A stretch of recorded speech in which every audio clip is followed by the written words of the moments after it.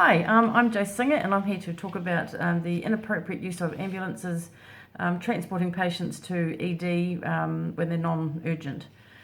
So we know that the use of an ambulance for transporting the non-urgent patients to a hospital is deemed as inappropriate use of the ambulance.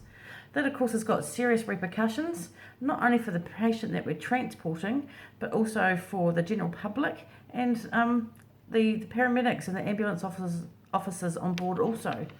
According to much of the literature that I've read, the demands of emergency services ambulances, the demands on them has increased throughout the world exponentially, and of course that's putting a huge strain on the limited ambulance resources that we have. Often the non-urgent patient can actually be seen much quicker and their treatment started much quicker if they're seen by their GP or clinics that could be available to them. As we know, of course, travelling by an ambulance as well does not give them right of pass to be seen immediately by a doctor. Often they can be sitting in the waiting room for many hours after they have been transported as being non-urgent.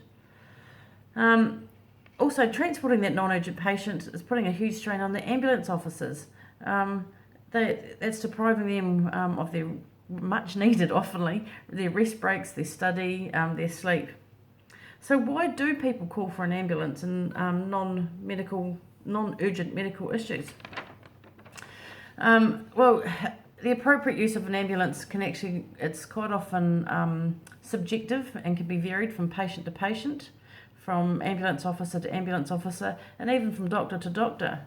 Kennedy and Trethway believe that people's own personal life experiences and past medical events could be the reason why they are calling for an ambulance unnecessarily.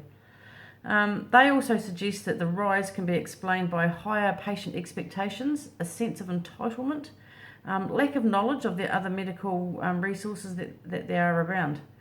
Muscati, Janik and Biltmer also believe that the rise is from not having their own transport, plus an increase in referrals from GPs who are becoming fearful of malpractice and litigation, so therefore they're trying to cover themselves. The groups of people who tend to use ambulances more for the non-emergency tend to be males younger than 40 and also ethnic minorities, and also socioeconomics plays a large role in this. Kanugi, Breyer and Carter have found that the lower socioeconomic people, believe that hospitals provide a better service and better care. They also feel that higher quality care, it's also more easily accessible, more prudent, and it's less expensive. Mark and Dale have also found that wait times to see a GP and the cost is a deterrent to going to the doctor, so therefore they call an ambulance instead.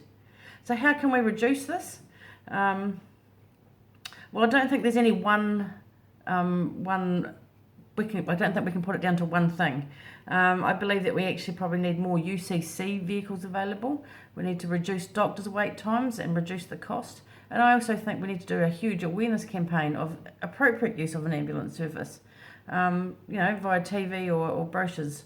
And I think with that, with people becoming more aware, we can actually reduce the amount of unnecessary ambulance calls. Okay, thank you.